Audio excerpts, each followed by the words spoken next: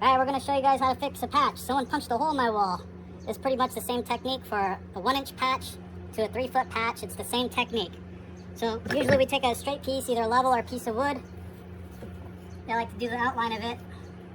See where I'm at, make it nice and square. Another technique is you already cut the piece of drywall that's for the size and you can put it up against it. And then you can do the same thing with a pencil. Outline, outline, outline. And I like to mark so I know the top piece of the drywall meets the top of that, just in case your patch isn't square. So the next step is you gotta cut it out. We used to use drywall, or you can use a keyhole saw. I like to use just a regular razor blade, and you just basically score the line. Just score it 1 or 2 times, go down, score the side, do it again, do it again, do it again. Once you get it scored nicely, nice and deep, the patch will come right out. Give you a nice square cutout. Get all that old broken stuff out of there. Clean up the edges a little bit.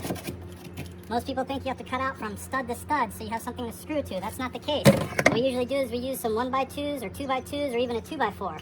So you just get pieces like this and cut them a little bigger than the patch size. What I like to do is we use regular drywall screws for 1/2-inch drywall, so 1.25 1.5 screws.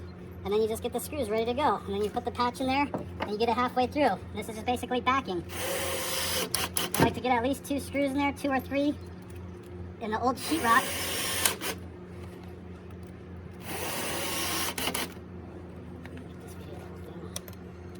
And then I like to get a piece of wood on both sides. Sometimes 1 piece of wood isn't enough. Sometimes you can go diagonal if you only have 1 piece of wood, but if you have enough lumber, then we like to do at least 2.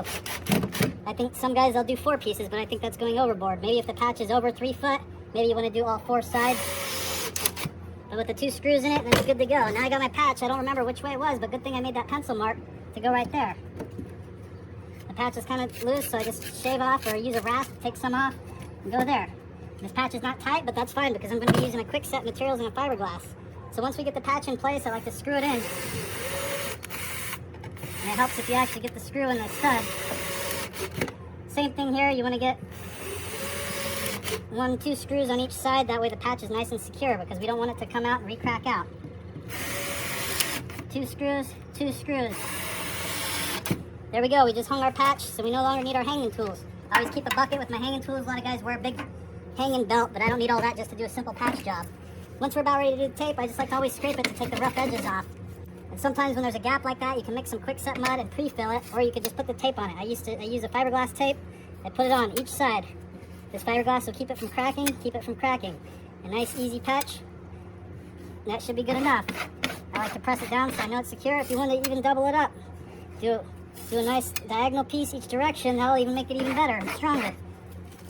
The next step is we just mix some 5-minute. This is the 5-minute I like to use. It's a quick set 5-minute mud. It's perfect for patch jobs like this. I always use a 12-inch knife. Some guys like to use a 10-inch knife, 8-inch knife, but I always stick to my 12-inch knife. You always want to have fresh water, and then I keep my 5-minute in a separate bucket so it's always sealed up and kept away from water. In a patch like this, we don't need that much material, so I'll just mix a little bit. Just enough water in it, maybe a sponge full, and you mix it up, mix up the materials. If I put too much water in there, that's okay. I can dump some out, just to what I need. We're not making pancake batter, we're trying to make bread dough, because it's like a first coat mud.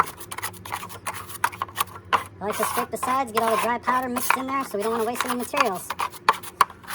Once I get that coated, that's nice, thick coat. I have enough mud here to do the patch. Notice it doesn't fall off the knife. It's nice heavy mud, almost like a thick blizzard.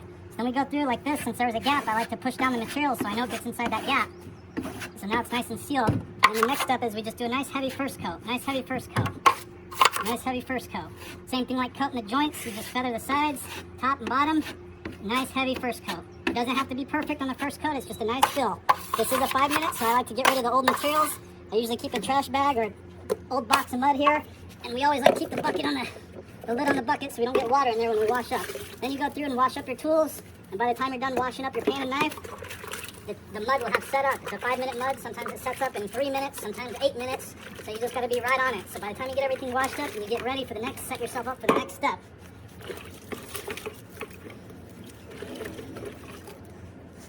Well, I got everything cleaned up, so then I want to check my mud. It's still wet to the touch, so we just wait. Hurry up and wait right now. Alright, our first coat on our patch is starting to set up.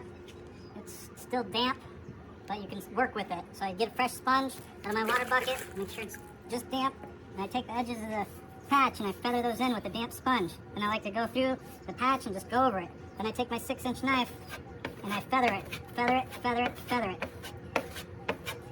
You can go each way, up, down, side to side, whatever it takes, because all you're doing is you're pushing the mud down and you're taking off the excess mud.